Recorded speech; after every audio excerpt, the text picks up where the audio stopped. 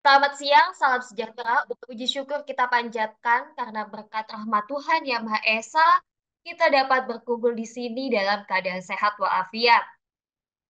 Perkenalkan, nama saya Hilma. Di sini saya sebagai MC sekaligus moderator yang akan memandu kegiatan review artikel siang hari ini. Pada kesempatan kali ini, kita akan membahas artikel berjudul Circular Economy Disclosure and Integrated Reporting: The Role of Corporate Governance, yang akan dibahas oleh Meifaza Ainur Roshidah selaku Junior Research Assistant di Center for Political Economy and Business Research. Kepada Mbak Meifaza dipersilakan. Assalamualaikum warahmatullahi wabarakatuh. Selamat siang Bapak, Ibu, dan rekan-rekan semuanya. Izin untuk share screen ya. Baik, Bapak, Ibu, dan rekan-rekan semuanya, siang hari ini saya akan mempresentasikan artikel dengan judul Circular Economy Disclosure and Integrated Reporting: The Role of Corporate Governance Mechanism, yang diautori oleh Benedetta Esposito. Kemudian ada Nicola Raimo, Ornella Malandrino, dan juga Filippo Vitola yang berasal dari jurnal Business Strategy and Environment. Jadi untuk introduction dari artikel ini sendiri yaitu diawali dengan adanya tantangan lingkungan, di mana selama beberapa dekade terakhir ini ekosistem global itu telah terganggu secara dramatis sebagai akibat dari sistem produksi dan juga konsumsi yang tidak berkelanjutan.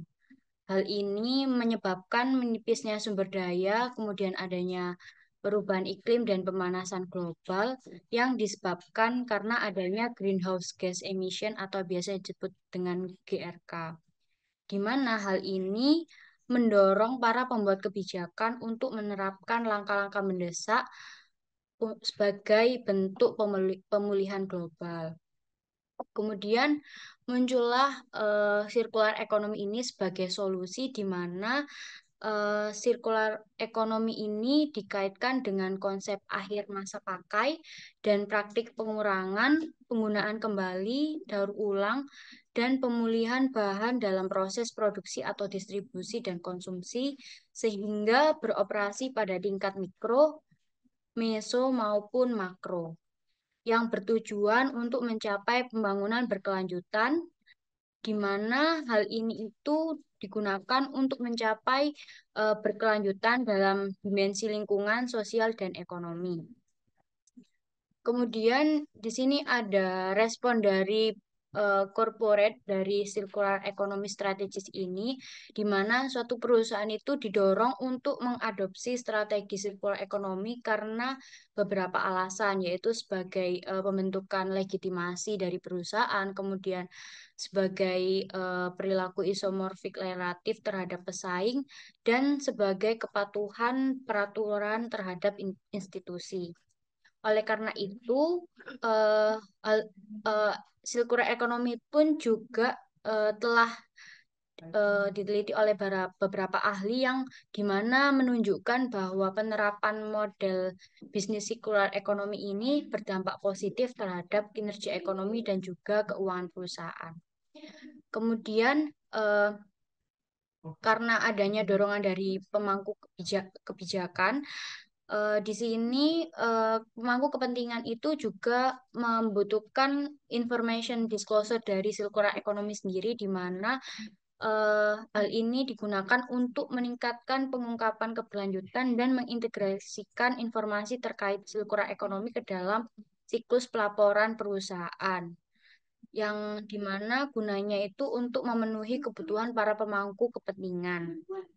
Oleh karena itu, perusahaan itu semakin didesak oleh para pemangku kepentingan untuk meningkatkan transparansi dalam praktik pengungkapan sirkular ekonomi yang mereka lakukan.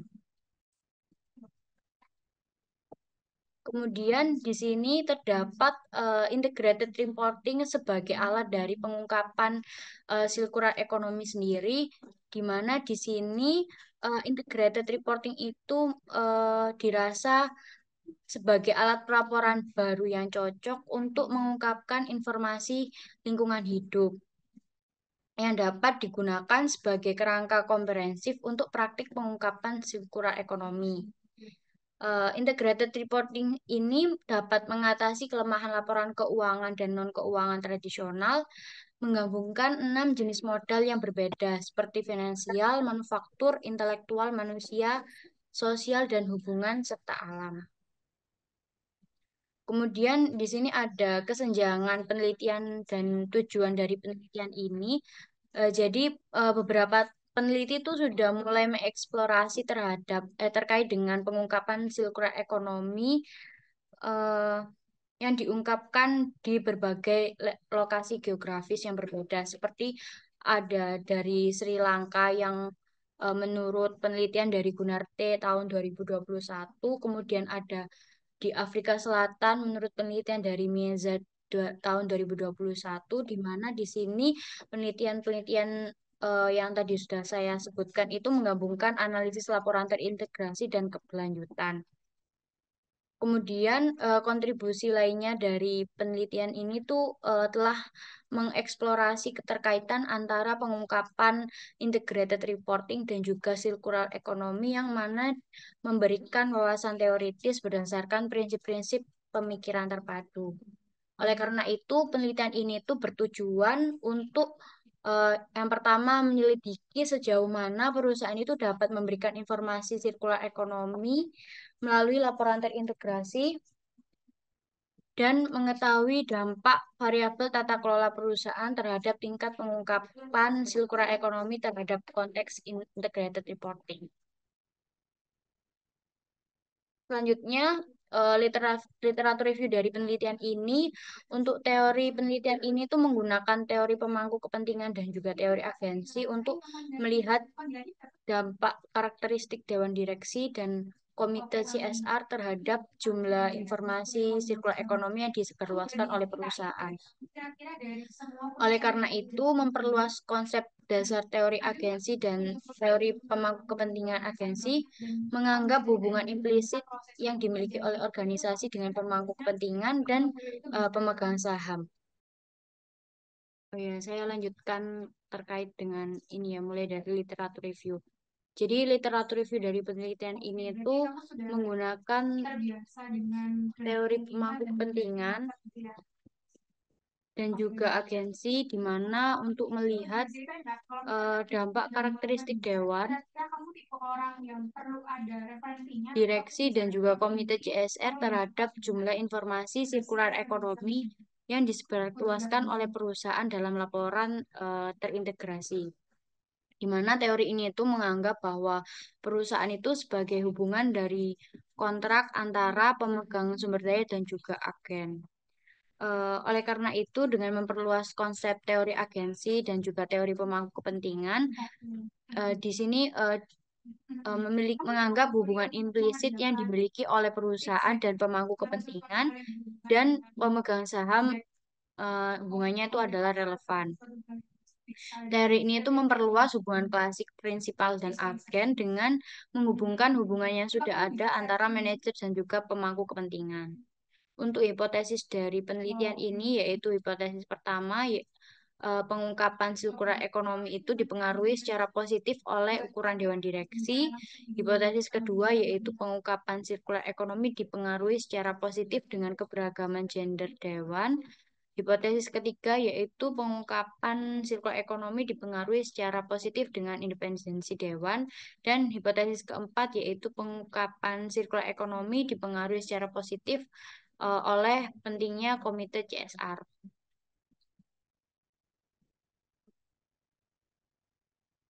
Baik, untuk metode penelitian ini, sampel dari penelitian ini menggunakan 124 perusahaan Eropa yang menerbitkan laporan terintegrasi pada tahun 2020.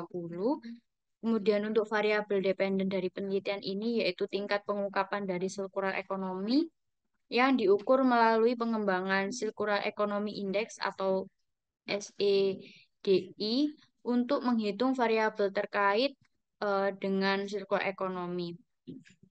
Di mana dalam penelitian ini itu mengikuti kerangka pengkodean yang diusulkan pada tabel 2, di mana menurut tabel 2, menurut Barrelson ini terdapat konten analisis yaitu teknik penelitian untuk deskripsi objektif sistematif dan kuantitatif terhadap isu nyata dari komunikasi psikoekonomi sendiri. Kemudian variabel independen di penelitian ini yaitu ada birth size, birth gender, diversity, birth independent, dan juga CSR commit. Kemudian untuk model dari penelitian ini itu seperti ini. Lanjut, berikut adalah konten analisis dari pengungkapan circular economy, di mana di sini penelitian ini itu menghasilkan 34 item dari identifikasi konten analisis yang terbagi menjadi 5, yaitu yang pertama ada CEO Honors and Performance, yang mana mengacu pada penghargaan yang diperoleh oleh perusahaan yang menerapkan circular economy, kinerja mereka dalam tindakan penggunaan kembali dan daur ulang, serta penghematan biaya melalui penerapan praktik circular economy. Kemudian ada investment in the circular economy, yang mana mengacu pada investasi dan pengeluaran relevan yang berkaitan dengan inisiatif dari pengungkapan circular economy. Kemudian yang ketiga yaitu circular economy policy and implementation, di mana mengacu pada penerapan kebijakan circular economy oleh perusahaan dan pajak finansial serta bantuan yang diperoleh karena kinerja yang terkait circular economy yang tinggi. Kemudian yang keempat yaitu micro level circular economy indicator and measurement system, di mana mengacu pada indikator yang relevan untuk pengukuran circular economy di tingkat perusahaan. Dan yang terakhir yaitu circular economy certification and standard, yang mengacu pada pengungkapan sertifikasi dan standar lingkungan hidup dan circular economy yang diterapkan oleh perusahaan. Jadi di sini pada penelitian ini melakukan dummy, di mana ketika di perusahaan itu mengungkapkan, misalnya perusahaan itu mengungkapkan circular economy honors, berarti dia akan memunculkan skor 1. Berikut adalah pengukuran dari beberapa variabel dari penelitian ini. Kemudian descriptive statistic variance inflation analysis and correlation analysis dari penelitian ini. Jadi di sini ada variabel dependent yang diwakili oleh CD sendiri memiliki nilai rata-rata yaitu 11,58. Kemudian untuk variabel independennya ada birth size memiliki nilai rata-rata sebesar 11,10. Kemudian ada birth gender diversity dengan nilai rata-rata 30,38. Birth independent dengan nilai 66,25 dan juga CSR commit dengan nilai 0,54 serta variabel kontrol lainnya. Kemudian berikut adalah OLS regression model result. Jadi di sini ada 3 hipotesis yang didukung dari penelitian ini untuk hasilnya. Ya, jadi hipotesis pertama dalam penelitian ini itu berpengaruh positif dan signifikan oleh ukuran dewan direksi yang menunjukkan hubungannya positif dan sangat signifikan antara kedua birth size dan juga circular economy disclosure information index dengan nilai p-value 0,003. Kemudian hipotesis kedua, dia berpengaruh positif dan signifikan. Pengungkapan circular economy itu berpengaruh positif dan signifikan dengan keberagaman gender dewan, di mana dengan nilai p-value 0,076. Dan hipotesis ketiga itu pengungkapan circular economy itu tidak berpengaruh pada independensi dewan dengan nilai p-value mohon maaf. Kemudian hipotesis keempat yaitu pengungkapan circular economy itu berpengaruh positif dengan pentingnya adanya komite CSR. Selanjutnya, kesimpulan dari penelitian ini penelitian ini itu berkontribusi memberikan informasi mengenai jumlah aktual terkait dengan sirkular ekonomi yang disebarkan oleh perusahaan dalam laporan terintegrasi, kemudian berperan dalam memperkaya pengetahuan faktor-faktor yang dapat mempengaruhi tingkat pengungkapan sirkular ekonomi dan memperluas bidang aplikasi teori kepentingan agensi yang masih jarang diterapkan untuk melihat masalah dari pengungkapan sirkular ekonomi. Kemudian ada implikasi praktis dari penelitian ini, yaitu adanya implementasi model ini itu menjamin keuntungan terkait dengan keberlanjutan lingkungan, termasuk pengurangan dampak dan meminimalisi penggunaan sumber daya serta produksi limbah dan lain sebagainya. Kemudian perusahaan ini juga harus memberikan informasi mengenai model sirkular ekonomi yang diadopsi untuk meningkatkan tingkat tingkat transparansi mereka, dan perusahaan itu harus memprioritaskan pembentukan komite CSR atau keberlanjutan internal. Selanjutnya, penelitian ini juga berimplikasi pada pembuat kebijakan, di mana pembuat kebijakan di sini harusnya memberikan insentif untuk penyebaran informasi dari sirkular ekonomi guna meningkatkan kesadaran dan pemahaman masyarakat mengenai peluang dan juga manfaat ekonomi yang berkelanjutan. Dan yang kedua, pembuat kebijakan itu harus memberikan insentif untuk penciptaan dewan direksi yang lebih besar dengan lebih banyak perempuan guna meningkatkan transparansi perusahaan terkait dengan sirkular ekonomi. Dan yang ketiga, pembuat kebijakan itu juga harus memberikan insentif untuk pembentukan komite CSR atau keberlanjutan internal perusahaan.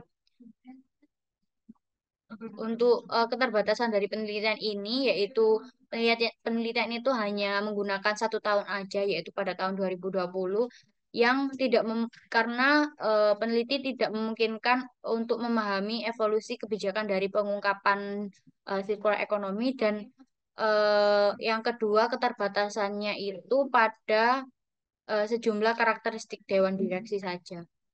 Sekian presentasi yang dapat saya sampaikan, kurang lebihnya mohon maaf. Apabila ada pertanyaan, monggo disilahkan. Baik, terima kasih Mbak Maifaza atas pemaparannya tadi. Sekarang kita memasuki sesi tanya jawab atau diskusi.